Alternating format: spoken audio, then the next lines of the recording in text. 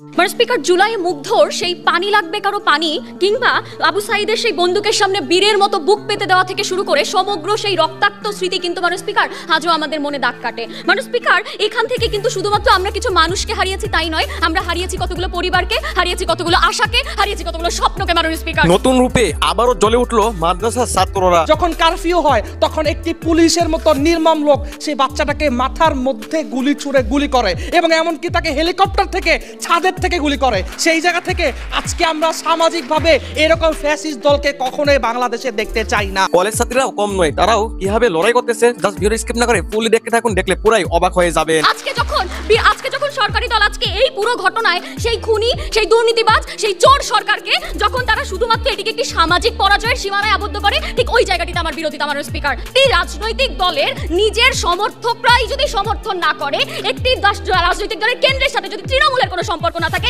এর চাইতে বড় রাজনৈতিক পরাজয় আর কিছু হতে পারে না। মানে স্পিকার, ওই দলের জন্য। আসসালামু আলাইকুম, আশা করি আপনারা সবাই ভালো আছেন। নতুন ভিডিওতে সবাইকে আবারও স্বাগতম। ভিউয়ার্স, এখানে বেশি কথা বলে সময় নষ্ট করবো না, দেখলে আমরা ভিডিও ফুটেজে চলে যাব, কারণ ওখানে দুই দলের মধ্যে হাড্ডাহাড্ডি লড়াই চলতেছে হইতেছে। জাস্ট ভিডিও স্কিপ না করে ফুলি দেখে থাকুন। আমি পুরাই অবাক হয়ে গেছি মাদ্রাসা ছাত্রর হুঙ্কার শুনে।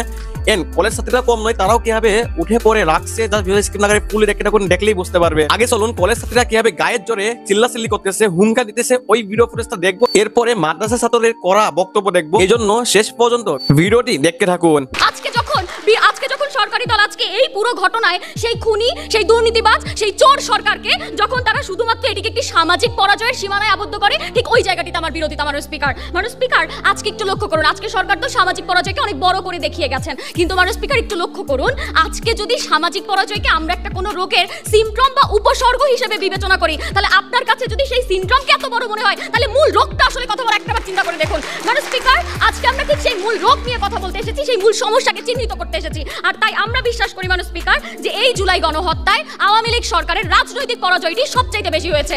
এখন মানে স্পিকার, প্রশ্ন হতে পারে যে আমরা আসলে কেন বলছি আজকে যে আমাদের এই সরকারের রাজনৈতিক পরাজয়টা বেশি হয়েছে। প্রথমত মানে স্পিকার, দলীয় অভ্যন্তরীণ গণতন্ত্রের অবক্ষয়। এখন মানে স্পিকার, একটি রাজনৈতিক দলের নিজের সমর্থকরাই যদি সমর্থন না করে, একটি রাজনৈতিক দলের কেন্দ্রের সাথে যদি তৃণমূলের কোনো সম্পর্ক না থাকে, এর চাইতে বড় রাজনৈতিক পরাজয় আর কিছু হতে পারে না। মানে স্পিকার, ওই দলের জন্য।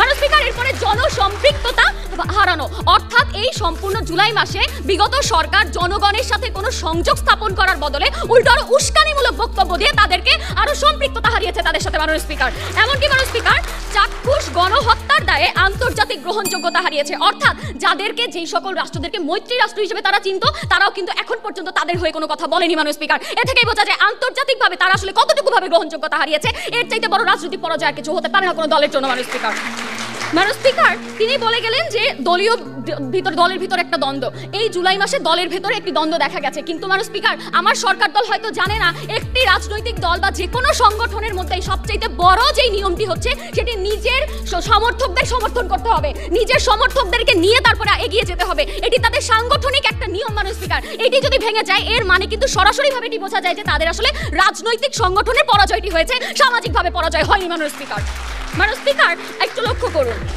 এই যে জুলাই মাসে যখন এই বিবিসি বাংলাতে কিছুদিন আগে নিউজ এসেছে যে যেখানে তৃণমূল কর্মীরা বলছে যে কিরিম খাইল নেতারা টাকা পকেটে ঢুকাইল লাখ লাখ কোটি কোটি টাকা, কিন্তু আমি আজকে 4 মাস ধরে ঘর ছাড়া ঘরে আর যাইতে পারি না।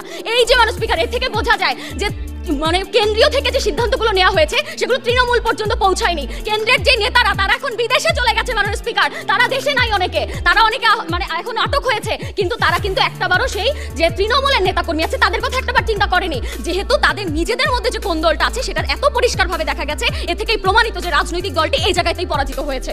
মানে স্পিকার, এরপরে লক্ষ্য করুন, আমরা যদি একটু এই জুলাই নিয়ে কথা বলি তাহলে একটু পিছনে তাকাতে হয়। পিছনে কবে থেকে, সেই 8 তারিখ থেকে ধরুন আমরা শুরু করি যে বাংলা ব্লকেটের থেকে শুরু করা যায়। বাংলা ব্লকেট যখন হলো, সমগ্র রাজধানীতে শিক্ষার্থীরা রাস্তায় নেমে গেছে, তখন ওই মুহূর্তে শেখ হাসিনা বলেন যে এই কোটা নিয়ে যত যা আছে সবকিছু নিষ্পত্তি করবে উচ্চ আদালত। এখন এখানে আমার আসলে কিছু বলার নাই, তিনি এই কথাটি বলেছেন, কিন্তু মানে স্পিকার, আমরা তো জানি শেখ হাসিনা এমন একজন পাওয়ারফুল ব্যক্তি ছিলেন যিনি আসলে তার দালালদেরকে ছাড়া উচ্চ পদে কাউকে বসান নাই। মানে স্পিকার, তাহলে তিনি কিন্তু চাইলেই সেই রায়টা আরো দ্রুততার সাথে দিতে পারতেন, কিন্তু তিনি তা না দিয়ে যখন সেটি তিনি এক্সটেন্ড করেছেন, তখনই কিন্তু আসলে জনসম্পৃক্ততা তিনি সম্পূর্ণরূপে হারিয়ে ফেলেছেন। আজকে আপনাকে প্রমাণ করতে হবে যে আজকের বিতর্কে যদি আপনি জিততে চান, আজকে সংসদে যদি প্রমাণ করাতে চান, তাহলে আপনাকে দেখাতে হবে যে এই জুলাই গণহত্যায় আওয়ামী লীগ সরকারের কোনো রাজনৈতিক পরাজয় হয়নি। এটি যদি আপনি আজকে প্রমাণ করতে পারেন তাহলে আমি মেনে নিব। কলেজ ছাত্রীরা অনেক চিল্লাচিল্লি করলো, হুঙ্কার দিল। এবার আমরা মাদ্রাসা ছাত্ররা কি বলছে সেটা শুনবো। জাস্ট ভিডিও স্কিপ না করে ফুললি দেখতে থাকুন। জনতার আন্দোলনে হত্যা, যে হত্যার দায়ে আমরা সকলে জানি স্পষ্টত ফ্যাসিস্ট, স্বৈরাচারী, রক্তচোষা, হত্যাকারী, গণতন্ত্র বিনাশী, মিডিয়া দমনকারী, জনবিচ্ছিন্ন অবৈধ শাসক আওয়ামী লীগ সরকারের। এবং আওয়ামী লীগ রাজনৈতিক পরাজয় বলতে আমরা বুঝাচ্ছি আওয়ামী লীগের এই অবৈধ ক্ষমতা হারানোকে আজকে তাদের ব্যর্থতা এবং সবশেষে তাদের সামাজিক পরাজয়। আওয়ামী লীগের এমন একটি নেক্কারজনক অবস্থায় পৌঁছানো যেখানে তারা সাধারণ জনগণের মধ্যে গ্রহণযোগ্যতা হারিয়েছে নৈতিক অবস্থান এবং হারিয়েছে সামাজিক আস্থা। এবং সেই জায়গা থেকে আজকে আমরা সামাজিক পরাজয়কে বেশি বলে যুক্তিযুক্ত করার যে কারণ, সেখানে আমরা 6টি যুক্তিযুক্ত বিষয় উল্লেখ করছি। প্রথমটি হচ্ছে হত্যাকাণ্ডের দায়ে সাধারণ মানুষের আস্থা হারানো, 2 নৈতিক ও সামাজিক গ্রহণযোগ্যতা হারানো, 3 প্রতিদিনের সামাজিক জীবনে নেতা কর্মীদের বর্জন, 4 দলের ভেতরে সামাজিক দ্বন্দ্ব, 5 তরুণ সমাজের নেতিবাচক দৃষ্টিভঙ্গি এবং 6 পরিবার ও সামাজিক সম্পর্কের অবনতি।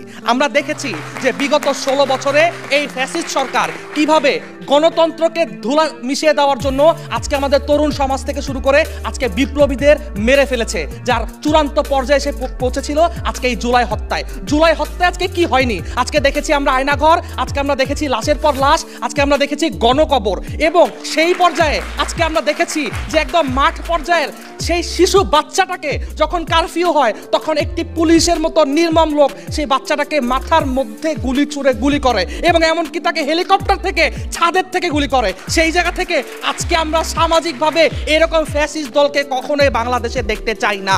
এবং আগেই একটা বিষয় আমি উল্লেখ করে দিতে চাই, আজকের এই প্রস্তাবিত বিষয়টি আমরা এ কারণেই যুক্তিযুক্ত বলে মনে করি কেননা পৃথিবী থেকে কখনোই রাজনীতি থেমে থাকবে না, কিন্তু এই রাজনীতিতে যাতে এই ফ্যাসিস্ট কোনো কার্যক্রম, এই হত্যা, এই জুলাই যাতে আজকে না দেখতে হয় এবং সামাজিকভাবে যাতে আজকে আওয়ামী লীগের মতো কাউকে পরাজয় বরণ করতে না হয়, তাতে যাতে আজকে যে দলগুলো রয়েছে জামাত, বিএনপি বা যে কোনো ধরনের, তারা যাতে এখন থেকে সচেতন হয়। আজকে রাজনৈতিক পরাজয়কে আমরা বেশি বলে এখানে উপেক্ষা করতে পারি না, কারণ আজকে আমাদের অন্যান্য যে গণতান্ত্রিক দলগুলো আছে তারা বারংবারই বলছে যে আজকে তাদেরকেও সুযোগ দেওয়া হবে। সুযোগ দেওয়া মানে যদি কোনোদিন নির্বাচন হয় তারাও হয়তো এসে দাঁড়াতে পারবে, কিন্তু বুঝতে হবে এই দাঁড়ানোর সক্ষমতা সামাজিকতা ছেড়ে বাংলাদেশে রাখা কি সম্ভব কিনা সেই প্রমাণও আজকে বিরোধী দল থেকে দিতে হবে। তাই আজকে এই প্রস্তাবটি পাশ হওয়ার মাধ্যমে যাতে সামাজিকতার ঐক্য, বাঙালির ঐক্য আজকে ফুটে ওঠে এবং এই ধরনের অরাজ্যকে আমরা আজকে বয়কট করার মতো একটি সক্ষমতা রাখি, এই দাবি জানিয়ে আজকের এই প্রস্তাবটি দাবি হওয়ার যে সুগঠিততা সেটা জানিয়ে বক্তব্য।